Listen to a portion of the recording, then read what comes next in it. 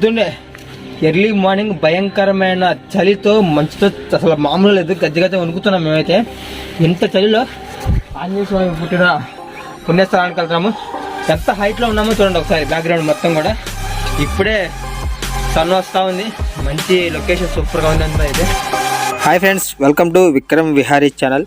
Friends, చాలా రోజుల తర్వాత ఒక మంచి వీడియో, అది కూడా కర్ణాటకలో హంపి దగ్గరలో ఉన్న ఆంజనేయ స్వామి పుట్టిన ప్రదేశం.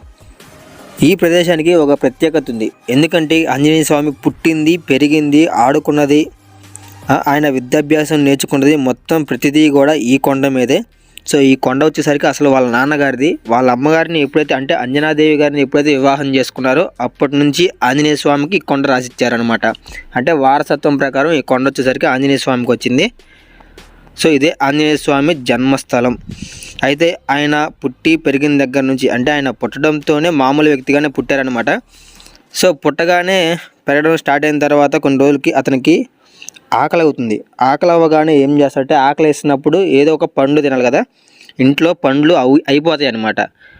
అవి అయిపోవడంతో తల్లి అంజనాదేవి గారు ఏం చేస్తారంటే అడవికి వెళ్తారు, పళ్ళు తీసుకొని ఫ్రూట్స్ కోసం వెళ్తారు. ఈ లోపల ఆంజనేయ స్వామి ఇంట్లోంచి బయటకు వచ్చి చూడగానే ఏంటంటే ఎర్రగా సూర్యుడు, అంటే సూర్య భగవానుడు కనబడతాడనమాట. సూర్య భగవానుడు కనబడగానే అది ఒక ఎర్రగా కనబడి పండు అనుకొని పైకి ఎగిరి సూర్యుడిని తినబోతాడు. తినబోయిన సూర్యుడిని ఇంద్రుడు తన యొక్క ఆయుధంతో ఏంటంటే దవడ మీద పెట్టి కొట్టగానే ఆ దవడ లోపలికి వెళ్ళి మూతి కొంచెం ఒక వానరులాగా ముందుకు వస్తుందన్నమాట. అట్లా ఆంజనేయ స్వామి రూపురేఖలు మారిపోతాయి. అయినా ఆయన పుట్టడంతోనే వానరుడిగా పుట్టాడు కాబట్టి వెనకాల తోక సహజంగా ఉంటుంది. అయితే సూర్యుడిని మింగబోయిన తర్వాత అన్ని నిజం తెలుసుకొని సూర్యుడితో ఫ్రెండ్షిప్ చేస్తాడు, అంటే సావాసం. ఆయన ఒక గురువులాగా భావించడం జరుగుతుంది. అక్కడి నుంచి ఏంటంటే గురువు దగ్గర విద్యాభ్యాసం నేర్చుకుంటాడు. ఆ గురువు ఎవరో కాదు, సూర్య భగవానుడు. సో సూర్యుడు భూమి చుట్టూ తిరుగుతున్నప్పుడు ఏంటంటే వెనకాల ఎగురుతా ఆయనతో పాటు ఆయన రథం చుట్టూ తిరుగుతా విద్యాభ్యాసం నేర్చుకుంటాడనమాట. సో ఇంత స్టోరీ ఉంది. సో అయితే ఆంజనేయ స్వామి పుట్టుక గురించి ఇంకొక సీక్రెట్ ఉంది ఫ్రెండ్స్, అది కూడా తెలుసుకోవాలి మనం వచ్చేసరికి ఈ వీడియోలో. ఆంజనేయ స్వామి పుట్టేటప్పుడు అసలు మామూలుగా ఎట్లా ఉంటుందంటే ఒక చిన్న డాటు, అంటే వాయుదేవుడి వల్ల ఆంజనేయ స్వామి పుడతాడు. అంజనాదేవికి అన్ని రోజులు ఉన్నా కానీ పిల్లలు పుట్టరు. అయితే శివుని ప్రార్థించడంతో శివుడు చూడకపోతే వాయుదేవుడికి చెప్తాడు. వాయుదేవుడు ఒక డాట్ లాగా, అంటే ఒక నీరు చుక్కలాగా వచ్చి మీద పడడంతో అంజనాదేవి గారికి ఆంజనేయ స్వామి పుడతాడు. అందుకే ఆంజనేయ స్వామి తండ్రి ఎవరంటే వాయుదేవుడు అని చెప్తుంటారు, కానీ అసలు తండ్రి వేరే ఉన్నాడు. కానీ ఆయన వల్ల పుట్టడం వల్ల వాయుదేవుడు అని చెప్తూ ఉంటారు. సో ఈ కొండ ప్రత్యేకత అంత ఉంది. ఇట్లా తెలుసుకుంటూ పోతే చాలా ప్రత్యేకత ఉంది కొండకు వచ్చేసరికి. ఈ కొండ అయితే ఆంజనేయ స్వామికి వారసత్వం ప్రకారం లభించింది. సో నీళ్ళలో తేలే రాయి కూడా ఉంటుంది, అంటే రాముడి టైంలో నీళ్ళలో తేలే రాయి కూడా ఉంది. గుడిలో వచ్చేసరికి గుడి లోపలికి వెళ్దాం, సూపర్గా ఉంటుంది ఫ్రెండ్స్. మొత్తానికి అయితే కొండ పైకి వచ్చాము. అదిగోండి ఒకసారి టెంపుల్ చూడండి ఎట్లా ఉంది ఇక్కడ నుంచి. ఇక్కడే ఆంజనేయ స్వామి పుట్టిన బర్త్ ప్లేస్ అదంతా వచ్చేసరికి. ఆ టెంపుల్లోకి ఇప్పుడు మనం వెళ్ళబోతున్నాము. ఓకే ఫ్రెండ్స్, ఖచ్చితంగా వీడియోకి లైక్ చేసి ఛానల్ సబ్స్క్రైబ్ చేసుకోండి. ఇక్కడ నుంచి వచ్చే వీడియోస్ మొత్తం కూడా ఇంట్రెస్టింగ్గా ఉండబోతున్నాయి. సో మిస్ అవ్వకుండా ఛానల్ సబ్స్క్రైబ్ చేసుకోండి.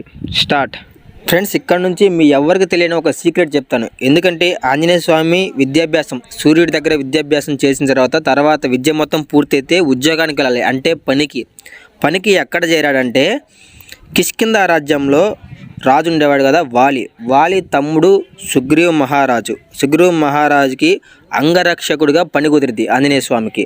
అది వచ్చేసరికి పక్కనే ఉంటుంది, ఒక 10 కిలోమీటర్ల దూరంలో ఆ రాజ్యం ఉంటుంది. ఆ రాజ్యానికి రాజు వాలి మహారాజు, తమ్ముడు సుగ్రీవ మహారాజుకి అంతరంగికుడిగా, అంటే ఏ ఆపద రాకుండా చూసుకునేటట్టు పని కుదురుతుంది. ఆ పనిలో పెట్టేది ఎవరో కాదు, వాలి మహారాజు. సో రాజ్యంలో పనిచేసేటప్పుడు ఏంటంటే మళ్ళీ యుద్ధాలు జరుగుతాయి. అన్నదమ్ములు ఇద్దరు గొడవలు యుద్ధాలు జరుగుతున్నప్పుడు తమ్ముడిని రాజ్యంలో నుంచి పంపిస్తాడు. సో పంపించినప్పుడు ఆ గొడవ మొత్తం కూడా అది వేరే షూట్ అవుతుంది, తర్వాత చేస్తాను నేను. ఏం చూడండి, ఇక్కడ లోపల చూడకపోతే తపస్సు చేస్తున్నాడు చాలా రోజుల నుంచి. ఆయన చూసారా, లోపల శివలింగం ఉంది, లోపల తపస్సు చేస్తూ ఉన్నాడు ఆయన. సరే ఇంకా మనం గుడి దగ్గరికి వెళ్దామండి.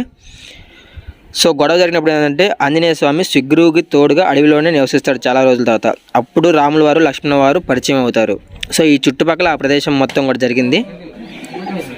అయితే ఈ ప్రదేశాన్ని కూడా ఆంజనేయ స్వామి పుట్టడం వల్ల ఒక దైవంగా భావిస్తారు. సో ఇంక నేను లేట్ చేయకుండా గుడిలోకి వెళ్దాం అనుకున్నాను. ఎందుకంటే గుడిలో ఇప్పుడు నేను ఎంట్రన్స్ అవ్వగానే మీకు స్టార్టింగ్లో నీళ్ళల్లో తేలే రాయి చూపిస్తాను ఫ్రెండ్స్. ఎక్కడో ఉండాలి, ఇక్కడే గుడిలో టెంపుల్లో. ఎక్కడ అదిగో ఫ్రెండ్స్, నా పక్కనే ఉంది, లెఫ్ట్ సైడ్లో చూడండి. రాయి ఎంత అద్భుతంగా ఉంటుందంటే, నీళ్ళలో తేలే రాయి ఎంత మిరాకిల్ అంటే రామాయణం జరిగింది అనడానికి ప్రూఫ్ అని చెప్పొచ్చు ఇది వచ్చేసరికి. ఎందుకంటే ప్రతి ఒక్కళ్ళు సినిమాలోనో లేకపోతే ఎక్కడన్నా ఫొటోస్లోనో చూసుంటారు. ఇదిగో రియల్గా ఇప్పుడు మీకు చూపిస్తున్నాను చూసారా, అదే రామసేతు. అంటే రాముల వారు మన ఇండియా దగ్గర నుంచి శ్రీలంకకు వెళ్ళడానికి బ్రిడ్జి వేస్తారు కదా, సముద్రం మీద బ్రిడ్జి వేసిన రాయి అది. సో ఇప్పుడు లోపల స్వామివారిని చూద్దామండి. వచ్చేసరి 25 కేజీ 25 కేజీలా, వామ్మో. చూడండి, ఆంజనేయ స్వామి ఒక కన్ను, అంటే ఒక సైడ్ తిరగడం వల్ల ఒక కన్ను మాత్రమే కనబడుతుంది ఫ్రెండ్స్. 25 కేజీల రాయి నీళ్ళ మీద తేలాడుతుంది, అది కూడా ఒక గ్లాసులో. నిజంగా మిరాకిల్ ఇదంతా. వచ్చేసరికి శ్రీరాముడు, లక్ష్మణ స్వామి వారు, సీతాదేవి గారి ఫొటోస్ ఉన్నాయి. ఇంకా టెంపుల్ లోపల వచ్చేసరికి ఇంకా ఏమేమి ఉన్నాయో చూద్దాం. విగ్రహాలు వచ్చేసరికి ఇక్కడ ఒక టెంపుల్ ఉంది. ఇక్కడ వచ్చేసరికి అమ్మవారు, పక్కన ఆంజనేయ స్వామి విగ్రహం, ఇంకా శ్రీరామచంద్రుల వారు ఎక్కడ పట్టినా ఉన్నారు విగ్రహాలు వచ్చేసరికి. ఓకే, సూపర్ వీడియో, అందరికీ బాగా నచ్చింది కదా. ముందు లొకేషన్ చూడండి, లొకేషన్ చూసి ఎంజాయ్ చేయండి. అబ్బా సూపర్ లొకేషన్.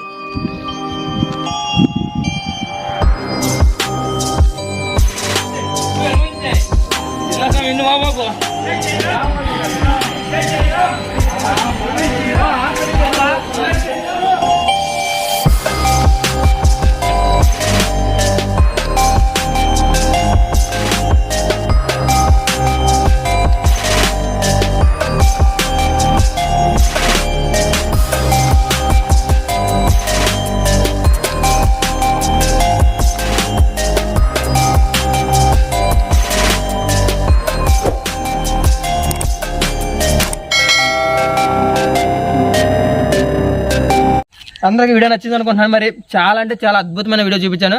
ఖచ్చితంగా వీడియోకి లైక్ చేసి ఛానల్ సబ్స్క్రైబ్ చేసుకోండి. ఎందుకంటే ముందొచ్చే వీడియోలు ఇంకా మామూలుగా ఉండవు. ఓకే, ఇంట్రెస్టింగ్ వీడియోతో మళ్ళీ కలుద్దాం. మీ విక్రమ్ విహారీ.